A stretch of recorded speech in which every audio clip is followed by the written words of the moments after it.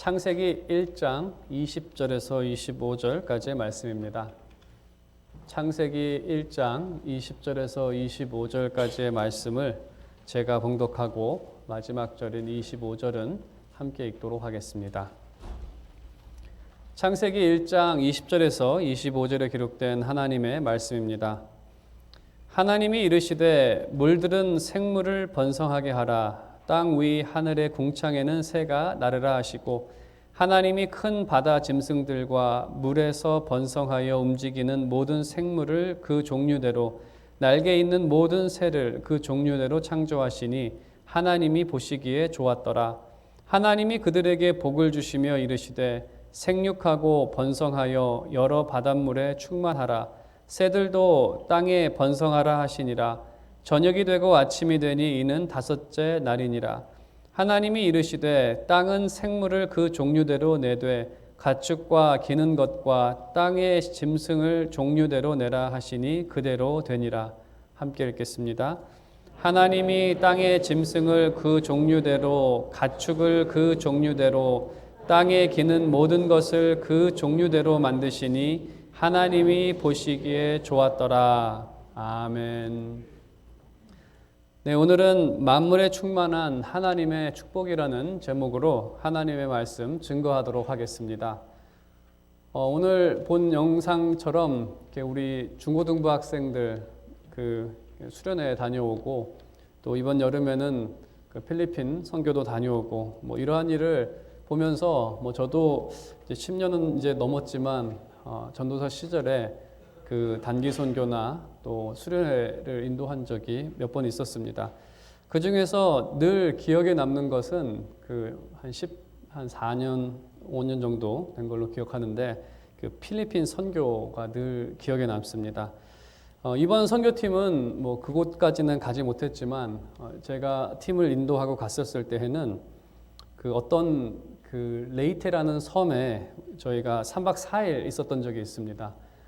그 섬에서 어떤 사람들이 사는 마을 안이 아니라 정말 외곽에 전기도 수도도 없는 곳에서 3박 4일을 지낸 적이 있습니다. 전에는 전혀 생각하지를 못했는데 수도가 없다는 것이 샤워를 못 한다는 거, 그러니까 물이 위에서 밑으로 떨어지지 않는다는 거.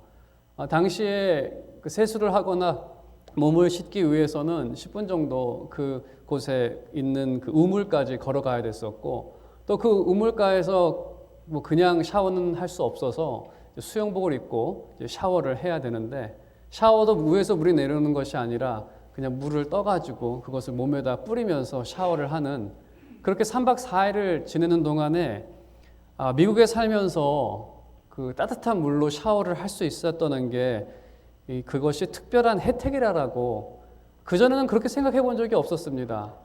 수도가 있고 전기가 있는 것이 그냥 당연하다고 생각을 했지 이것이 특별한 혜택이라고 생각한 적이 없었는데 이러한 전기와 수도가 없었을 때에 이것이 미국을 살아가는 사람들에게 혜택이라는 것을 그때 알게 됐습니다. 이 말씀을 드리는 이유는 사람은 하나님의 축복 아래 살아갑니다. 우리가 오늘 숨을 쉬고 생명이 있고 우리를 위해 태양이 뜬 이러한 모든 사실들, 우리가 이러한 하나님의 축복 아래 살아갑니다. 이러한 것이 하나님의 축복을 말하고 있습니다. 하지만 우리는 대부분 이것을 당연하게 생각을 합니다.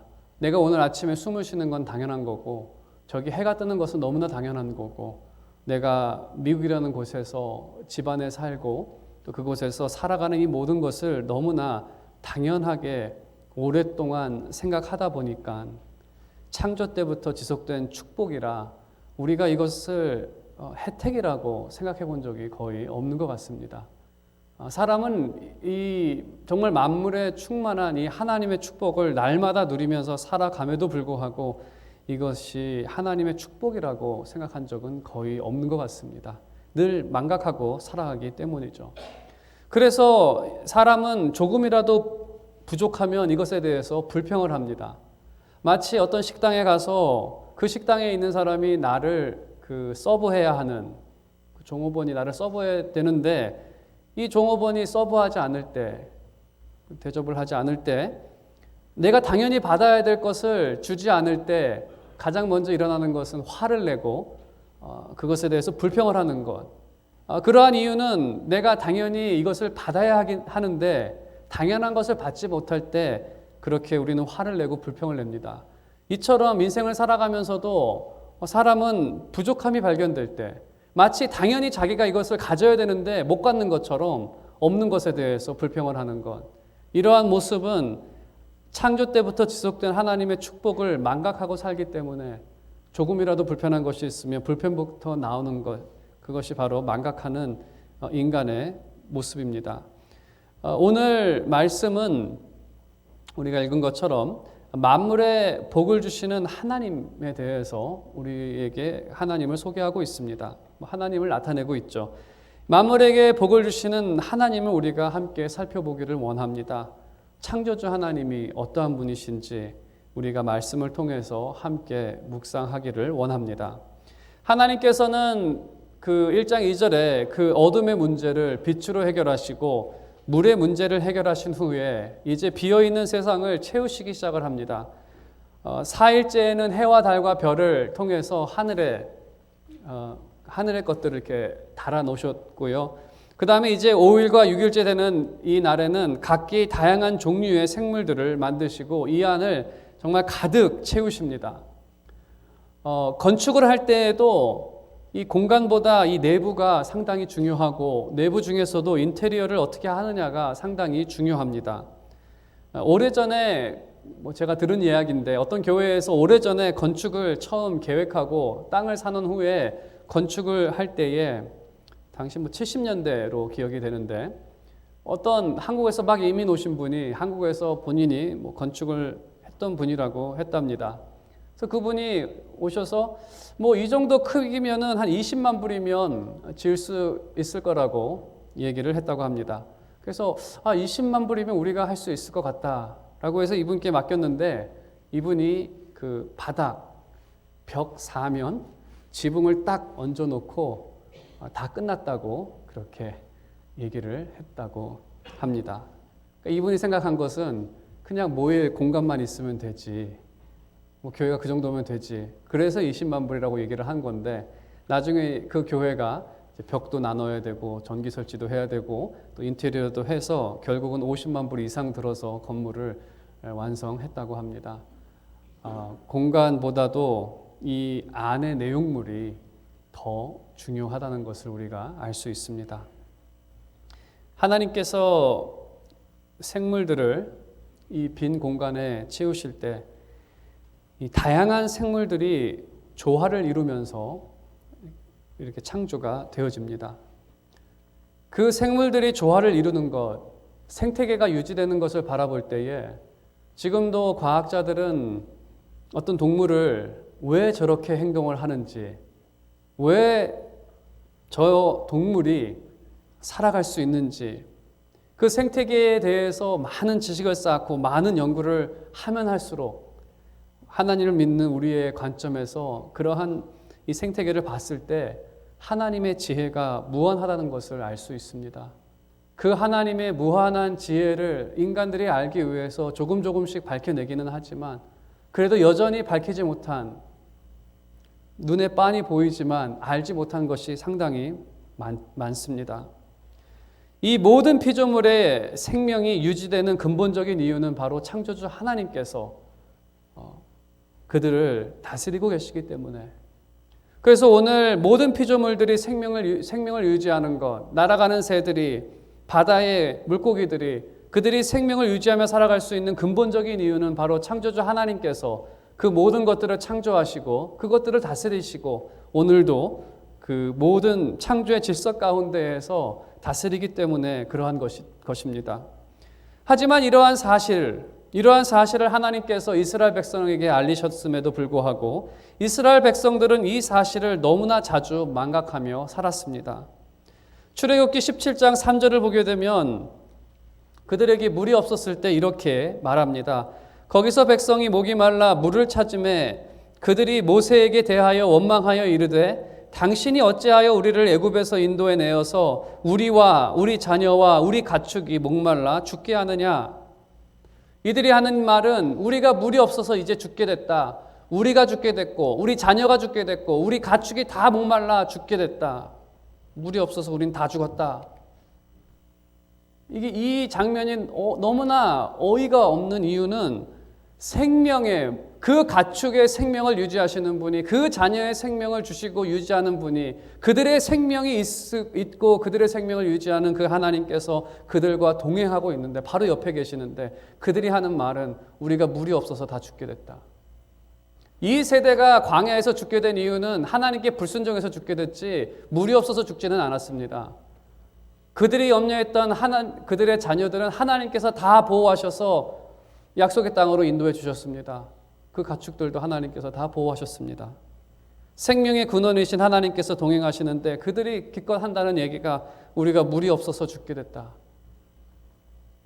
우리는 물이 없어서 죽지 않습니다. 하나님이 없으면 죽죠. 이 이스라엘 사람들이 하나님에 대한 믿음이 없어서 하나님 앞에서 무례한 말을 하게 된 것입니다.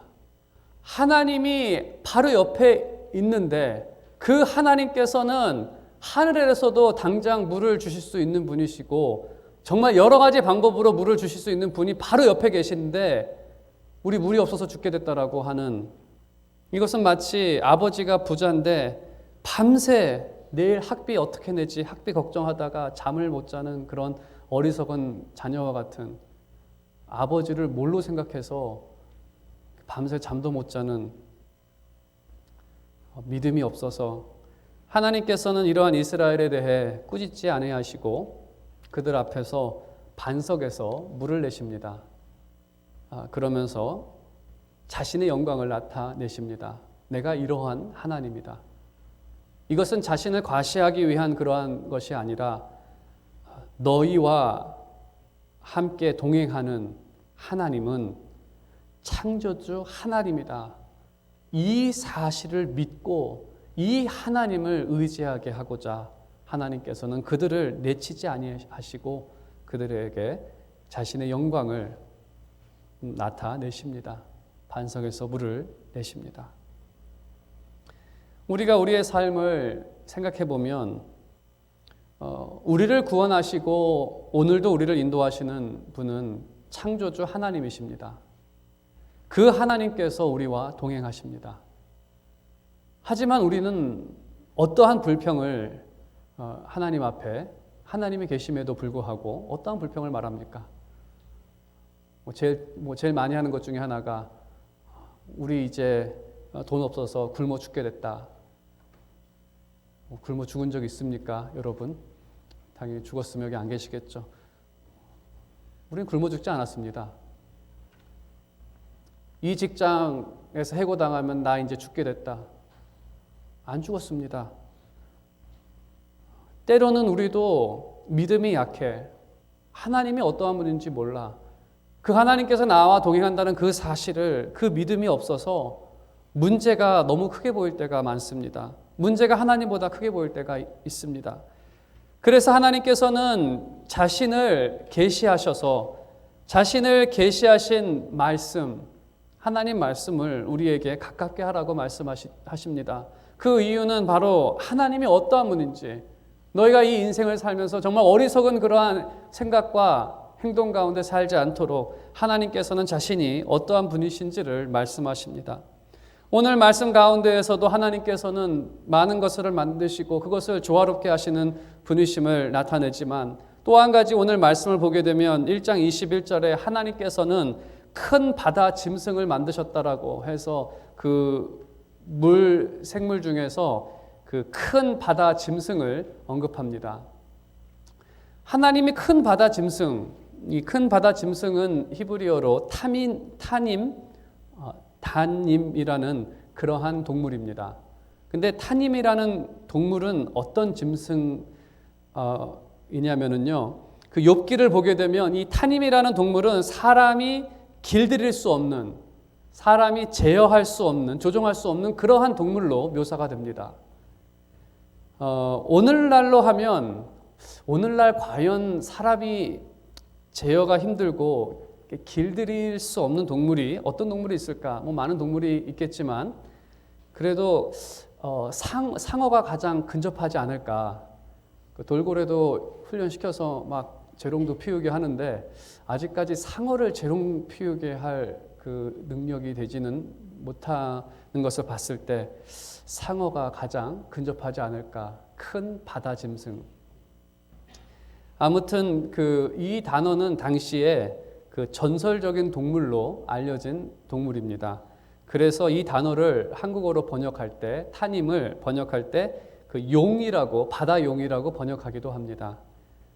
당시 사람들이 생각했을 때에는 이 동물은 사람은 당연히 길들이거나 제어할 수 없고 이 동물은 신을 위협할 정도로 강했다고 생각을 했었습니다. 하지만 오늘 말씀에서 기록된 것처럼 하나님께서는 단순히 이 동물을 지었다고, 어떤 이 동물과 싸웠다고, 이 동물을 제압했다고 그렇게 언급하지 않습니다.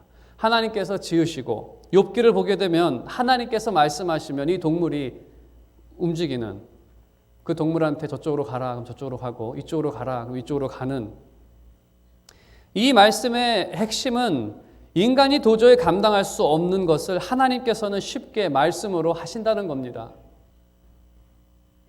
뭐 탐이나 이쪽으로 가라 그러면 그 동물이 가고, 정말 큰 물고기한테 저기 가서 요나 좀 뱃속에 넣어놔라, 요나를 뱉어라, 하나님께서 말씀으로 쉽게 하신다는 겁니다. 인간이 도저히 감당할 수 없는 것을 하나님께서는 쉽게 말씀으로 하십니다. 사람은 시간이 지날수록 할 수 없는 것들이 많아집니다. 이것은 우리가 인정해야 하는 그러한 부분입니다. 젊은 사람과 나이 든 사람의 차이가 무엇인가? 제가 최근에 읽은 책에서 어떤 분이 90세에 자기의 자서전을 쓰면서 이분은 참 꿈이 많았던, 제가 최근에 읽은 책 시몬 페레스의 전 그 이스라엘 그 총리가 된 사람이죠. 시몬 페레스가 50년도에 그 이스라엘이 정말 굶어서 힘든, 한국하고 거의 경제 수준이 비슷했을 때 이 사람이 한 얘기가 뭐냐면 우리는 비행기 사업을 시작해야 됩니다라고. 이스라엘, 한국의 50년도에 자동차 사업도 아니고 비행기 사업 시작한다 그랬으면 다 미친 사람이라고 했겠죠. 시몬 페레스는 1950년도에 이스라엘은 비행기 산업을 시작해야 됩니다라고 해서 지금 비행기 산업 꽤 크죠. 아무튼 그렇게 꿈이 컸던 사람입니다. 30세, 20, 30대에 그런 꿈을 꿨던 사람인데 90세에 이분이 이제 자서전을 쓰면서 이러한 이야기를 했습니다. 젊은 사람과 나이 든 사람의 차이는 꿈의 크기가 다르다. 꿈의 크기가 다르다. 한 일이 꿈보다 많다라고 얘기를 하는데 그 이유는 젊은 사람과 나이 든 사람의 차이점은 할 수 있는 가능성, 포텐셜이 줄어들기 때문에 꿈도 줄어들 수밖에 없다는 겁니다. 야구 선수가 되는 꿈을 40대에는 꿀 수 없습니다. 10대에는 꿀 수 있습니다. 10대에는 축구 선수가 되는 꿈, 야구 선수가 되는 꿈, 뭐 대통령이 되는 꿈, 많은 꿈들을 꿀 수 있습니다.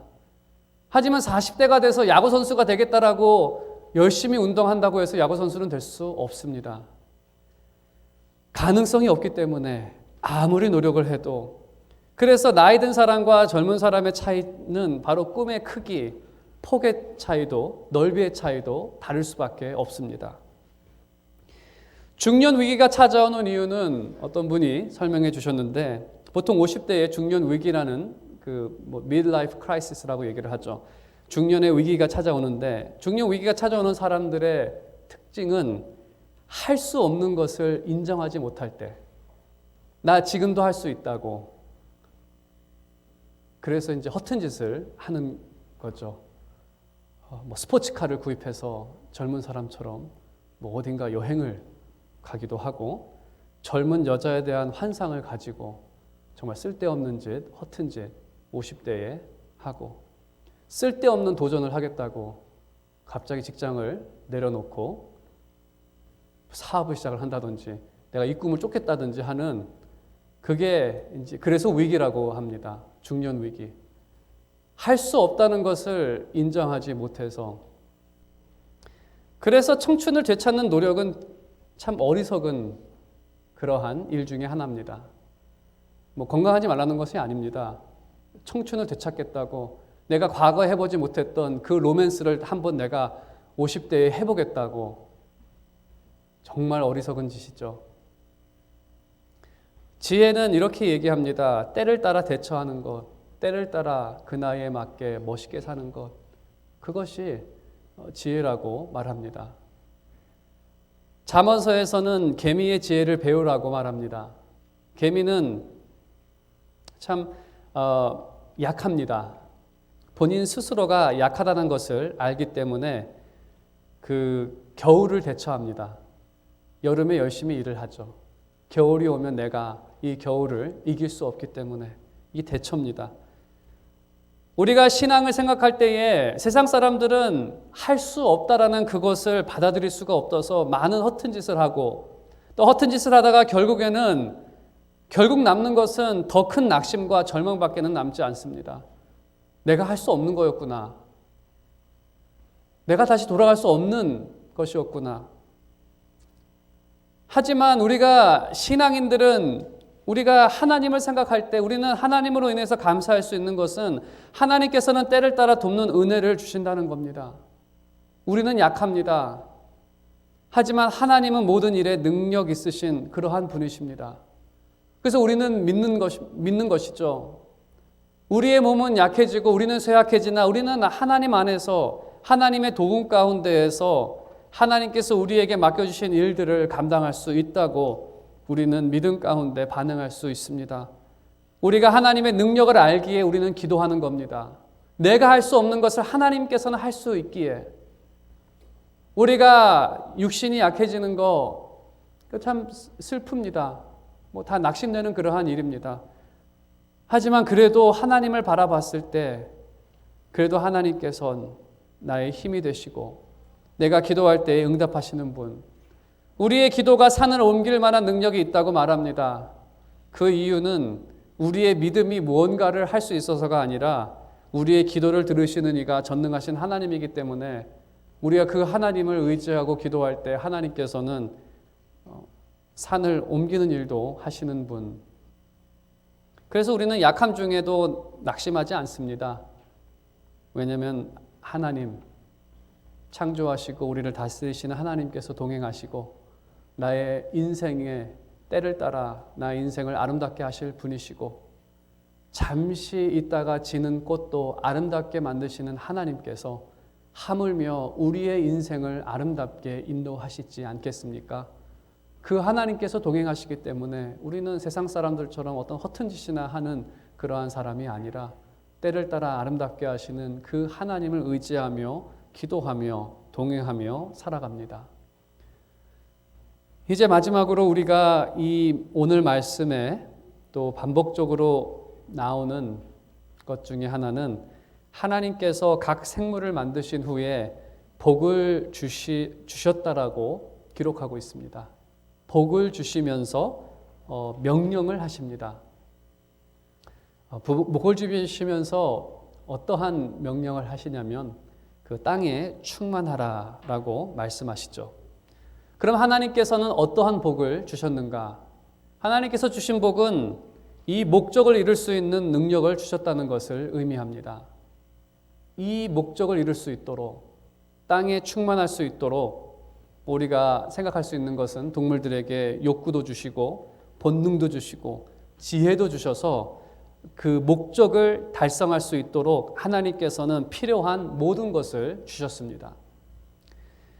하나님께서는 욥기 39장 13절에서 18절까지의 말씀에서 하나님께서 이 타조를 창조하실 때, 타조를 하나님께서 창조하셨죠. 이 타조를 창조하실 때 하나님께서 어떻게 창조하셨는지를 본인 스스로가 욥에게 말씀하십니다. 욥기 39장은 하나님께서 욥에게 하신 말씀입니다.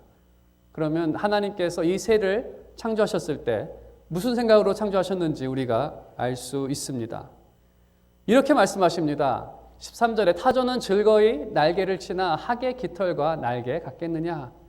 이 말의 의미는 하나님께서는 타조를 만드실 때 날개를 주었지만 학처럼 날 수 있는 날개를 주지 않았다는 겁니다. 학은 등치가 좀 많이 크죠, 학도. 근데 그 날개로 날아갑니다. 타조는 하나님께서 날지 못하게 했습니다. 타조의 입장에서는 억울하겠죠. 아니, 등치도 비슷한데 왜 저 새는 날게 하고 나는 못 날게 했느냐.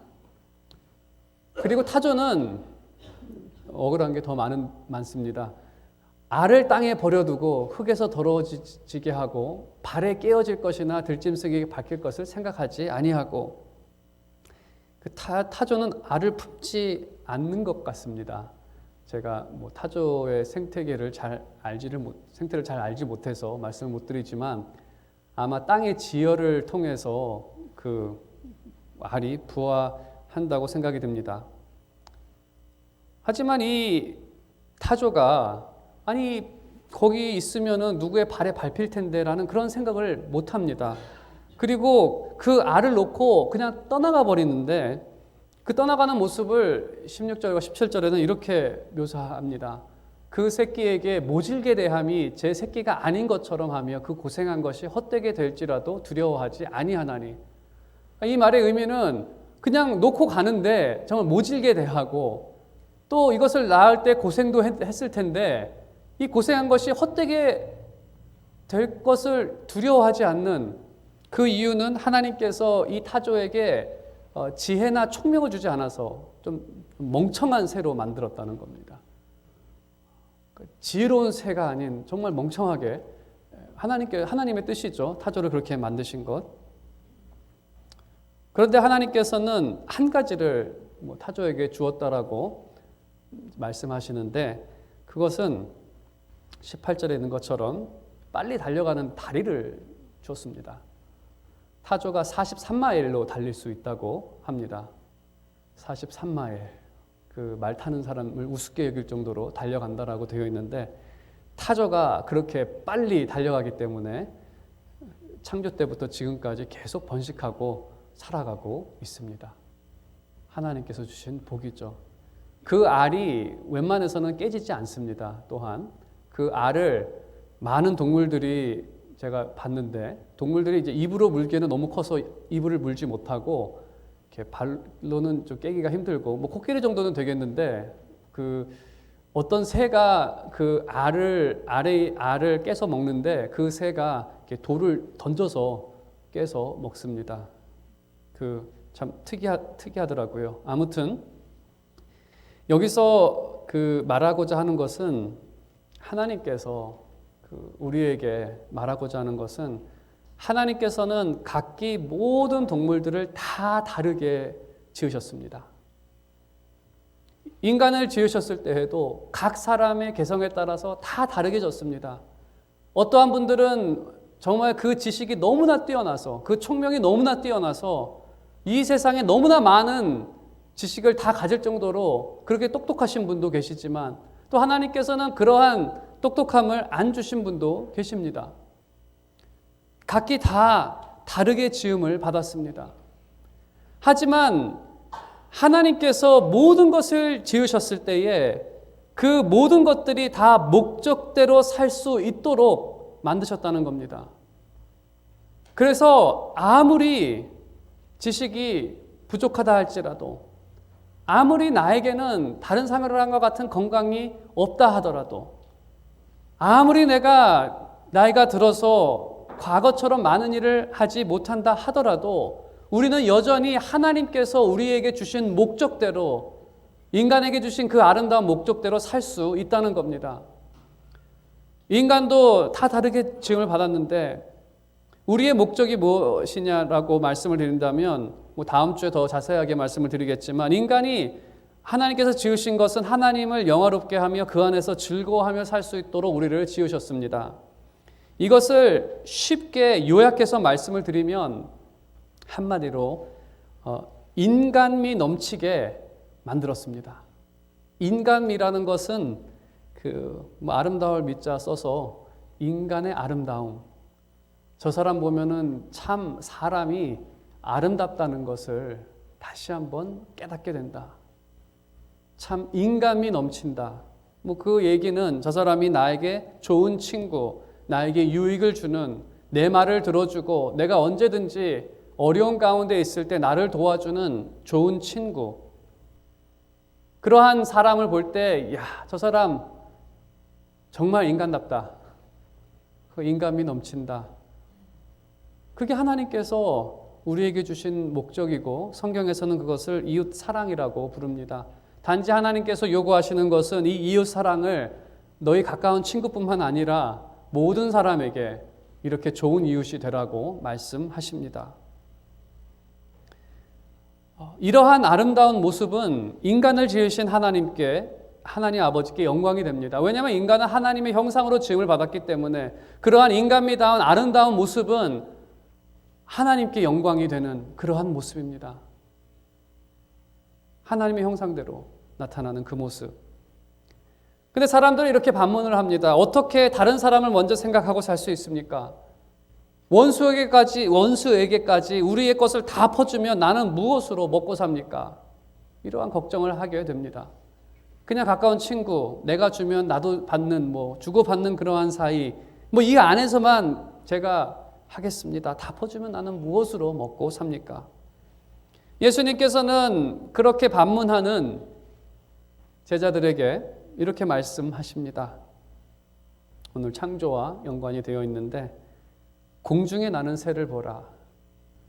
공중에 나는 새를 보아라. 그들은 심지도 않고 모으지도 않고, 하지만 하늘 아버지께서 귀하게 여기셔서 그들이 자신의 목적대로 잘 살지 않느냐? 너희들은 그 새보다 더 귀하지 아니하냐? 주님께서 계속 말씀하신 후에 가장 마지막 결론적으로, 그러니 6장 33절, 너희는 먼저 그의 나라와 그의 의를 구하라. 그리하면 이 모든 것을 너희에게 더하시리라. 걱정하지 말고 하나님의 나라, 정말 의로운 사람들, 인감이 넘치는 사람들이 사는 그 나라, 그 의를 구하라는 겁니다.